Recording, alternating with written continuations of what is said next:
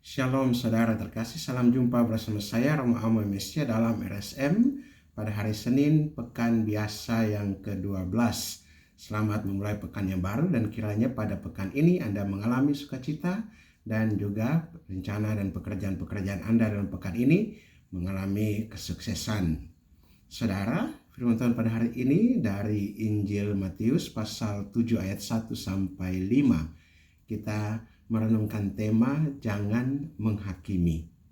Yesus dalam khotbah di bukit menyampaikan demikian, jangan kamu menghakimi supaya kamu tidak dihakimi.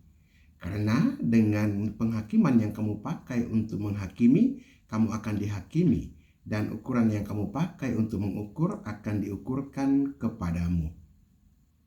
Dan di sini Yesus menyampaikan lebih lanjut, jangan kamu melihat selumbar di mata saudaramu, lalu kamu mau untuk mengeluarkannya sementara balok di matamu sendiri tidak kamu lihat.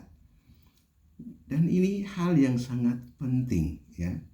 Hal yang sangat penting untuk kita sekalian yang lebih cenderung untuk melihat dan menghakimi orang lain atas kesalahan yang mereka lakukan.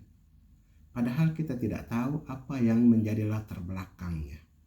Kita tidak tahu apa pergumulan orang yang jatuh dalam kesalahan itu. Kita tidak tahu situasi apa yang terjadi di belakang orang yang jatuh dalam kesalahan itu, yang melakukan kesalahan itu. Tentu orang tidak dengan begitu saja melakukannya. Memang orang dengan sadar, tahu dan mau dan bisa melakukan kesalahan, tapi ada juga yang karena kekeliruan dan tidak tahu, atau karena situasi yang mendesak atau yang situasi yang membuat dia tidak mampu untuk mempertahankan kebenaran. Dan inilah situasi-situasi yang melingkupi seseorang yang jatuh dalam kesalahan. Karena itu Yesus dalam nasihat hari ini untuk jangan menghakimi. Karena kita tidak tahu kenapa orang itu melakukan demikian. Kita bisa saja memberikan peringatan, mengingatkan saudara kita yang berbuat salah. Ini sudah jauh ya. Ini sudah jauh dari apa yang diharapkan. Ini sudah melenceng ya. Tapi bukan kita menghakimi ya. Bukan kita seolah-olah berdiri sebagai orang yang paling benar ya. Tidak demikian.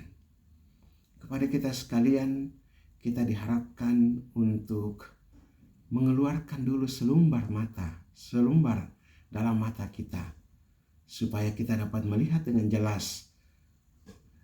Mengeluarkan dahulu balok dalam mata kita, supaya kita dapat melihat dengan jelas selumbar pada mata orang lain.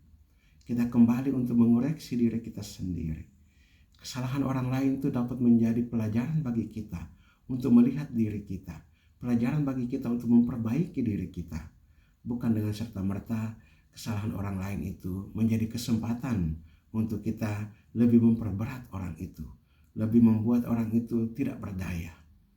Tapi apabila ada orang yang bersalah, baiklah juga bagi kita sekalian untuk menolong mereka keluar dari kesalahan mereka, keluar dari kesulitan yang mereka hadapi, keluar dari apa yang pergumulan yang mereka hadapi, supaya kita sama-sama menanggung beban itu. Kiranya kita juga memperingan beban orang, bukan memperberatnya dengan menjadi hakim. Tapi kita memperingan beban orang itu dengan menolong mereka, dengan berbela rasa, dengan berbelas kasih kepada mereka.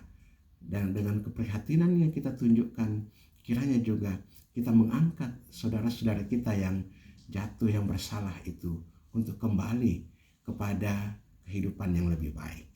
Marilah kita berdoa. Allah Bapa kekal dan kuasa, kami mengucap syukur dan berterima kasih kepadamu atas firman-Mu pagi ini yang memberikan kekuatan bagi kami untuk jangan atau tidak menghakimi orang yang bersalah. Karena Engkau sendirilah hakim bagi kami. Engkau sendirilah yang menciptakan kami dan menjadi hakim bagi kami yang melakukan perbuatan-perbuatan baik maupun perbuatan-perbuatan yang kurang baik.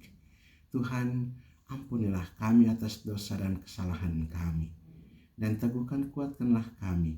Berkatilah juga kami, saudara-saudara kami yang sedang dalam pergumulan dan dalam situasi sulit. Semoga Engkau teguhkan mereka sehingga bangkit dari keterpurukan dan kesalahan mereka untuk kembali untuk hidup lebih baik lagi. Dan juga untuk saudara-saudara kami yang sedang sakit, Tuhan, kuatkan dan sembuhkanlah mereka agar mereka kembali untuk beraktivitas seperti biasa. Berkatilah juga saudara-saudara kami yang dalam kelemahan dan keterbatasan, Tuhan, kiranya kami semua dapat bangkit dan bergerak maju, melangkah maju berkat kuat kuasa Roh Kudus-Mu. Demi Yesus Kristus Putra-Mu Tuhan dan Juru Selamat kami yang hidup dan berkuasa kini dan sepanjang segala masa. Amin. Berkatalah yang mau kasih turunan tinggal atas saudara sekalian, Bapa dan Putra dan Roh Kudus. Amin. Saudara terkasih, apabila Anda berkenan dengan renungan ini dan belum subscribe channel ini, silakan Anda subscribe dan klik tanda lonceng untuk mendapatkan update renungan ini setiap hari. Dan bagi saudara-saudara yang hendak memberikan apresiasi, komentar, ataupun memasukkan wujud-wujud doanya, silakan menuliskan pada kolom komentar channel ini. Saya bantu dalam doa-doa saya.